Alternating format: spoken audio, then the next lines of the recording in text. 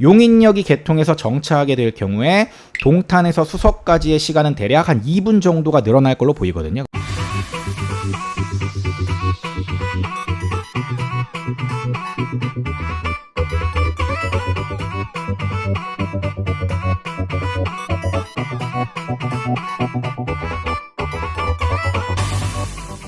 안녕하세요. 대한민국 1호 초이스 헬퍼이자 부동산 가치평가사 시크릿브라더입니다. 오늘은 개통 이제 2달째가 되고 있는 GTX A 노선에 대해 한번 이야기를 해볼까 합니다. 사실 말도 많고 탈도 많았던 수도권 광역 급행철도에 대해서 많은 분들이 궁금해하실 만한 내용들이 있는데 그것들을 제가 쏙쏙 골라서 영상을 촬영할 예정이니까 분명히 영상이 도움이 되실 거라고 생각합니다. 이번 영상은 제가 1편과 2편으로 나눠서 업로드를 할 예정이고요.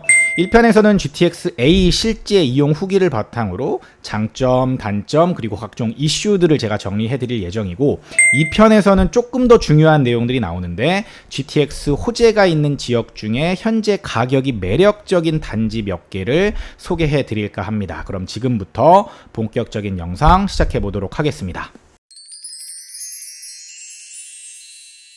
지난 3월 30일이었죠. 많은 분들의 기대 속에 이제 GTX A 노선이 드디어 개통이 되었는데, 물론 일부 노선만 개통되긴 했지만 최대 수혜 지역으로 평가받는 동탄에서 수서까지 가는 노선이 개통되었기 때문에 많은 분들이 사실 기대를 했었습니다. 개통 후에 GTX 타본 이용객들의 후기들을 제가 많이 살펴봤는데 전반적인 내용들, 반응들은 이렇습니다. 생각보다 쾌적하고 좋은데요? KPS 할인 받으면 가격이 비싸지 않은 것 같아요. 환승등이 일반 지하철과 거의 똑같아서 좋습니다. 이런 긍정적인 반응들을 사실 많이 보였거든요.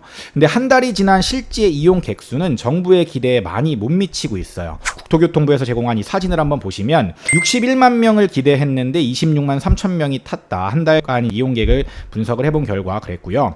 하루 2만 명 정도를 예상을 했었는데 37% 수준입니다. 한 7천에서 8천 명 수준에 머물고 있습니다. 그래서 제가 이 이유를 분석을 해봤습니다. 첫 번째는 일단 일부 노선만 개통이 됐기 때문에 그렇다. 특히 삼성역이 미개통됐기 때문에 그럴 확률이 높다. 두 번째는 역 접근성 자체가 조금 불편하다라는 두 가지 이유 때문에 37% 수준에 머물고 있는데, 오늘 영상에서는 이 부분들이 향후 개선이 되면서 GTX 수요가 올라갈 수 있을지, 그리고 이 올라간 수요에 의해서 집값이 지속적으로 호재의 상승을 받으면서 더 올라갈 수 있을지를 분석을 해보려고 하는 겁니다.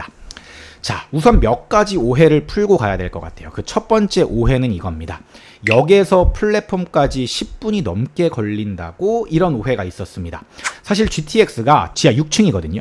대심도다 보니까 역 입구부터 열차를 탑승하는 플랫폼까지 10분이 넘게 걸린다는 괴담 아닌 괴담이 떠돌아다녔거든요.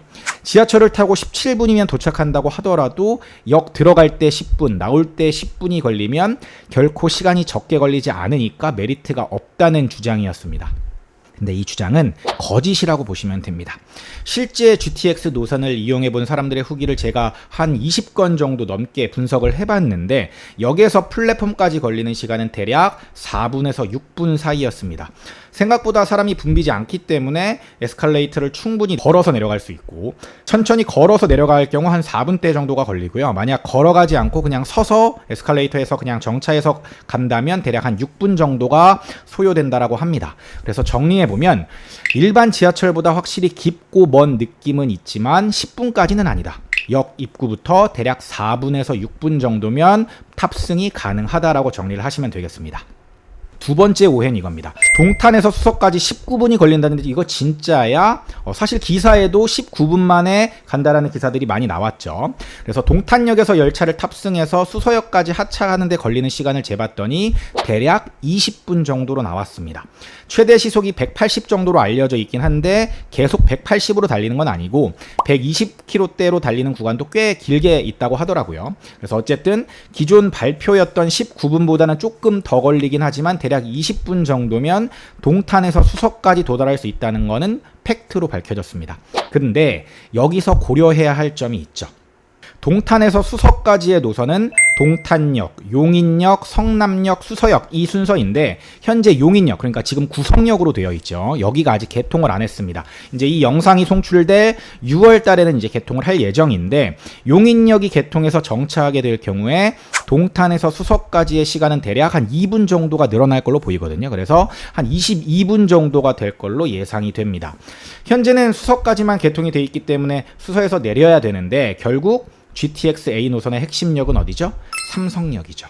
삼성역이 개통돼서 동탄부터 삼성역까지 이동할 경우에 대략 25분에서 26분 정도면 가능하지 않을까라고 생각을 해봅니다.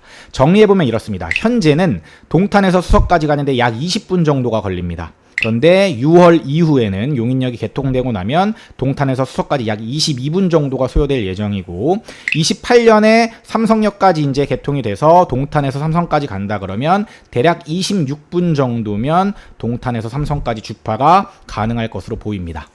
세 번째 이슈입니다.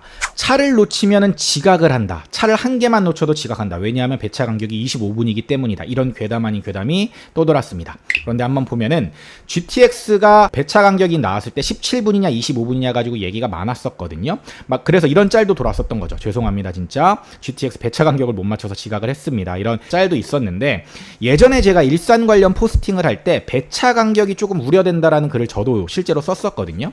출퇴근 시간이 17분이긴 하지만 일반 지하철에 비해서 굉장히 적기 때문에 출퇴근 시간 사람이 몰려서 지하철을 놓치게 될 경우에 메리트가 많이 떨어질 수도 있음을 제가 지적을 했었습니다.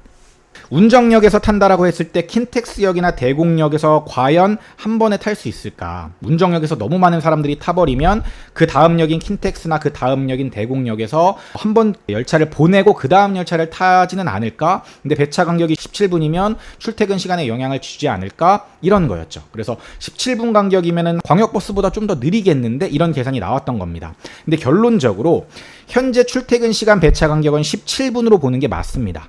그런데 향후에 파주에서 서울역까지의 구간이 개통되고 28년에 삼성역까지 개통이 된다면 열차 추가 투입을 통해서 배차 간격을 줄이겠다는 게 국토부의 해명이었거든요. 그래서 아직 먼 이야기이긴 하지만 GTX가 삼성역까지 정상적으로 운영이 되는 시점을 기준으로 봤을 때는 출퇴근 시간 배차 간격이 5분에서 10분 내외가 되지 않을까라고 저는 예상을 하고 있습니다. 정리해보면 이렇습니다. 출퇴근 시간 배차 간격 현재는 약 17분 정도가 소요되지만 향후에 노선이 더 개통되고 나면은 5에서 10분 정도면 될 것 같다라는 게 제 의견입니다. 시크릿 브라더 채널을 구독, 좋아요, 알림 설정 부탁드려요.